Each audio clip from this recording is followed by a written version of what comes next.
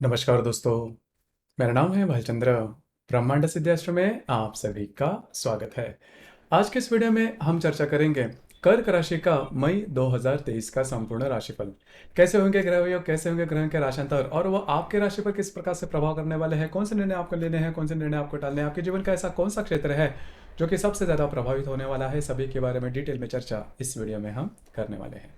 अपना जो चैनल है ब्रह्मांड सिद्धि एस्ट्रो, इस चैनल पर मेष राशि से लेकर मीन राशि तक की जो सभी 12 राशियां हैं, इन सभी 12 राशियों का मई 2023 का राशिफल क्या होगा, इस विषय पर वीडियो अपलोड हो रहे हैं।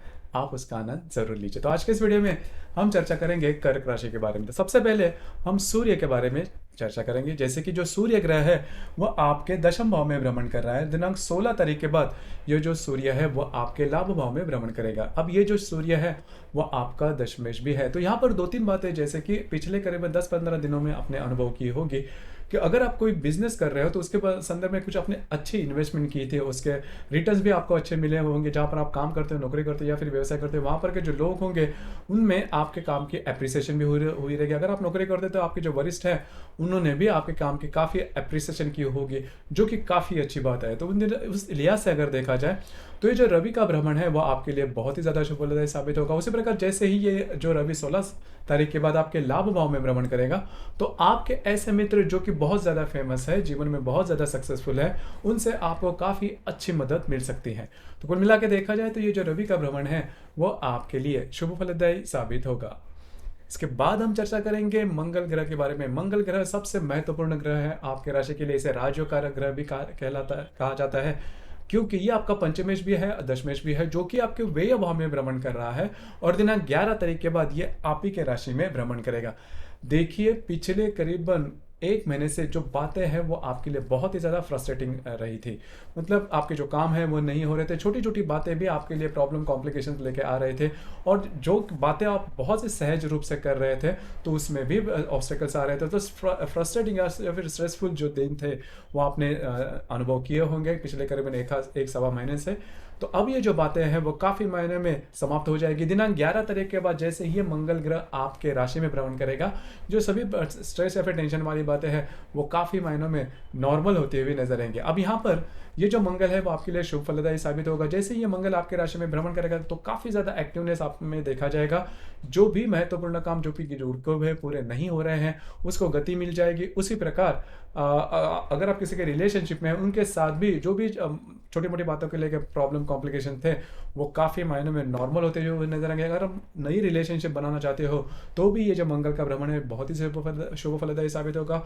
जो महिला जो कि गर्भधारण जिन्होंने की है उनके लिए भी ये जो मंगल का भ्रमण जो कि आपके राशि में होगा वो ज़्यादा शुभ फलदायी साबित होगा। उन्होंने भी पिछले करीबन एक सवा महीने में काफ़ी ज़्यादा स्ट्रेस टेंशन लिए होंगे या फिर देखे होंगे स्वास्थ्य के बारे में। उसी प्रकार जो विद्यार्थी वर्ग है उनके लिए भी ये जो मंगल का भ्रमण जो कि 11 तारीख के बाद आपके राशि में होगा वो बहुत ही ज़्यादा शुभ फलदायी साबित होगा। तो कुल मिलाकर देखा जाए, मोटे तौर पर अगर देखा जाए तो ये जो मंगल का भ्रमण है वो आपके लिए शुभ फलदायी साबित होगा। इसके बाद हम चर्चा करेंगे बुध ग्रह के बारे में। अब ये जो बुध ग्रह है वो आपके राशि का शुभ फलदायी ग्रह माना नहीं जाता, अशुभ फलदायी है, क्योंकि ये आपका व्यय है, तृतीयश है, जो कि आपके दशम भाव में भ्रमण कर रहा है शत्रु राशि में, और वो वक्री भी है।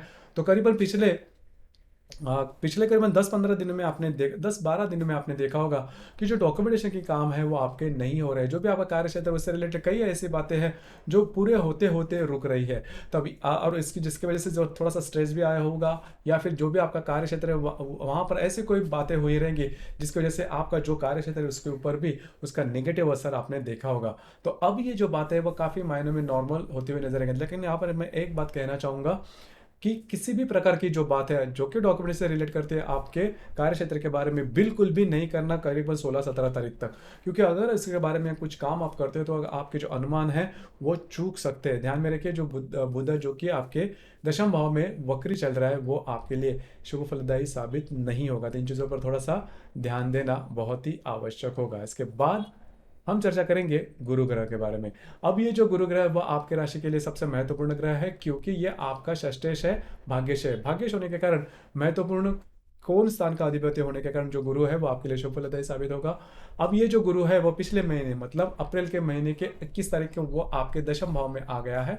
लेकिन दशम भाव में आने के बावजूद इसके जो प्रभाव है वो आपको काफ़ी अच्छे मिल सकते हैं। जहाँ पर आप काम करते हो, नौकरी करते हो या फिर व्यवसाय करते हो, वहाँ पर के जो लोग होंगे उनसे आपको काफ़ी अच्छी मदद मिल सकती है। उसी प्रकार आपके सेविंग्स वगैरह काफ़ी बढ़ सकते हैं, सेविंग्स अपॉर्चुनिटी वगैरह आपको काफ़ी अच्छे आ सकते हैं। घर के जो लोग हैं उनके साथ भी आपकी जो इंटरेक्शन है वो काफ़ी अच्छी देखी जाएगी। उसी प्रकार जहाँ पर आप काम करते हो, नौकरी करते हो या फिर व्यवसाय करते हो, वहाँ पर के जो लोग हैं उनके साथ भी आपकी जो इंटरेक्शन है वो काफ़ी अच्छी देखी जाएगी। सिर्फ आपको स्वयं के स्वास्थ्य के बारे में ध्यान देना आवश्यक होगा। इसके बाद हम चर्चा करेंगे शुक्र ग्रह के बारे में। अब ये जो शुक्र ग्रह है स्वयं के राशि में आपके लाभ भाव में भ्रमण कर रहा है। अब ये आपका लाभेश भी है, चतुर्थेश भी है, जो कि आपके व्यय भाव में भ्रमण करेगा। जो व्यय भाव में भ्रमण करेगा, आपके जो मित्र परिवार है उनके साथ कहीं बाहर घूमना फिरना हो सकता है। उसी प्रकार घर के जो लोग हैं उनके साथ भी कहीं बाहर घूमना फिरना हो सकता है। अब यहाँ पर दो तीन बातें हैं, उसके ऊपर थोड़ा सा ध्यान दीजिए कि 3 तारीख के बाद ये जो शुक्र है वो आपके व्यय भाव में आ रहा है। तो आपको जो भी लाभ मिलेगा, जो भी पैसे मिलेंगे, जो भी धन मिलेगा, उसका व्यय करते समय आपको थोड़ा सा ध्यान देना होगा। अनवांटेड खर्चे वगैरह हो सकते हैं। हालांकि आपकी जो राशि है वो काफ़ी प्रैक्टिकल है, पैसे कहाँ पर खर्च करने हैं, कैसे खर्च करने हैं, किस तरह से खर्च करने हैं, इसके बारे में आपकी जो मालूमात होती है वो काफ़ी सटीक होती है। लेकिन कभी कभी इमोशन के चलते ये बातें वो हो भी जाती है, तो थोड़ा सा आपके जो खर्चे रहेंगे उसके ऊपर थोड़ा ध्यान देना आवश्यक है। उसी प्रकार आपके जो मित्र परिवार है उनमें जो महिला वर्ग होंगे उनके साथ भी छोटी मोटी बातों को लेकर तकरार हो सकती है। लेकिन मोटे तौर पर अगर देखा जाए तो ये जो दो तीन बातें उसके ऊपर आपको थोड़ा ध्यान देना होगा। अब हम चर्चा करेंगे सबसे महत्वपूर्ण ग्रह शनि के बारे में। अब ये जो शनि है, शनि आपके राशि का सप्तमेश है, अष्टमेश है, जो कि आपके अष्टम भाव में भ्रमण कर रहा है। देखिए, अष्टम भाव का जो शनि होता है वो बिल्कुल भी शुभ फलदायी माना नहीं जाता, काफ़ी अशुभ फलदायी होता है। यहाँ पर वो करीबन मई 2025 तक रहेगा। तो आपके राशि के लिए जिसे हम साढ़े साथी की तरह थोड़े आपको अनुभव आ सकते हैं। और आपके राशि के लिए जो साढ़े साथी है वो थोड़ी टफ होती है। अष्टम भाव का जो शनि है वो छोटी जो पनौती जिसे हम कहते हैं, या फिर साढ़े साथी की तरह ही वो इफेक्ट देता है, पूरी तरह से नहीं। लेकिन यहाँ पर दो तीन बातें तो इस पर थोड़ा ध्यान देना आवश्यक है। किसी भी प्रकार के निर्णय लेते समय भाग्य के सहारे बिल्कुल भी नहीं चलना, क्योंकि थोड़ा सा प्रैक्टिकल होना चाहिए। और पूरी तरह से, क्योंकि आपकी जो राशि है थोड़ी सी इमोशनल है, इमोशन के चलते आप जल्दी से भरोसा कर लेते हो और उसका खामियाजा भी भुगतना पड़ता है। तो ये जो शनि है वो आपको इस मामले में थोड़े प्रॉब्लम दे सकता है। आपका जो स्वास्थ्य है उसके बारे में भी प्रॉब्लम, अगर आप स्वास्थ्य के बारे में किसी व्याधि से पीड़ित है तो आने वाले करीबन 2.5 साल में आपको इसके बारे में थोड़ा सा चौकन्ना ना रहना बहुत ही ज़्यादा आवश्यक होगा। तो कुल मिला के देखा जाए तो ये जो शनि का भ्रमण है वो आपके लिए ठीक नहीं रहेगा। लेकिन यहाँ पर एक बॉटम लाइन है, जैसे मैंने कहा कि कोई भी बात अगर करनी है तो उसके पीछे थोड़ा सा लॉजिक लगाओ, उसके बाद ही कोई काम करो।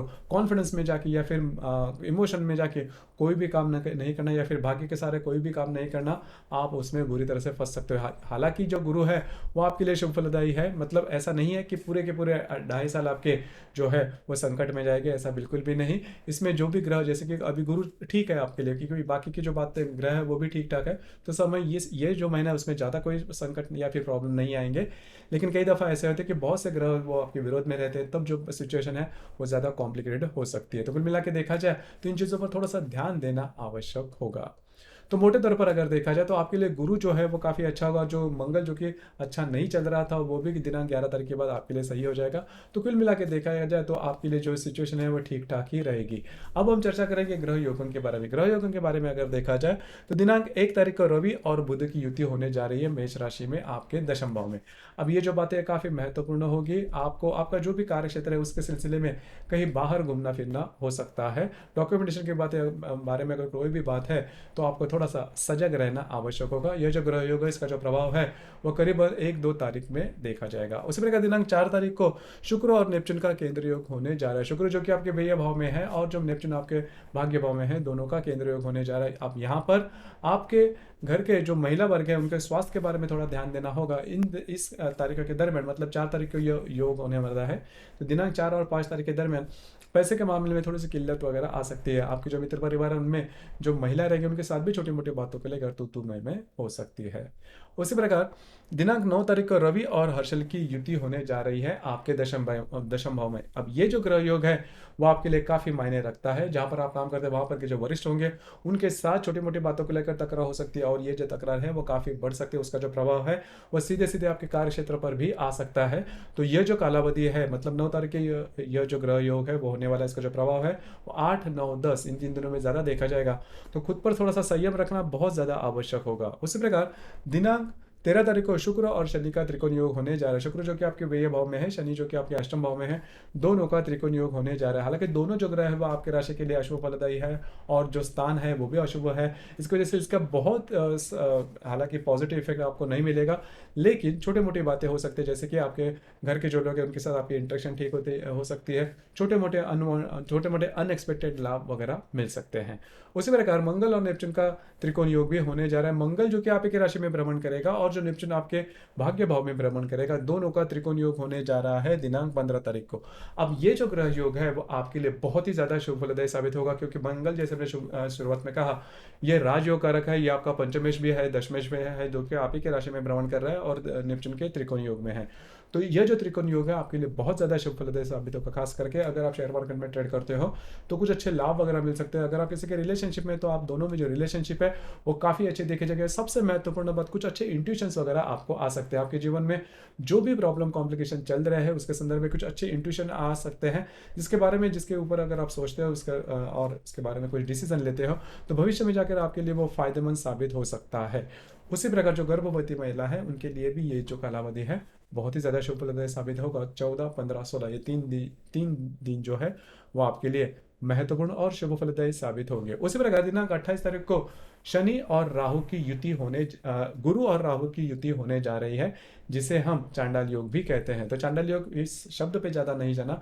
अब ये जो योग है वो आपके दशम भाव में होने जा रहा है।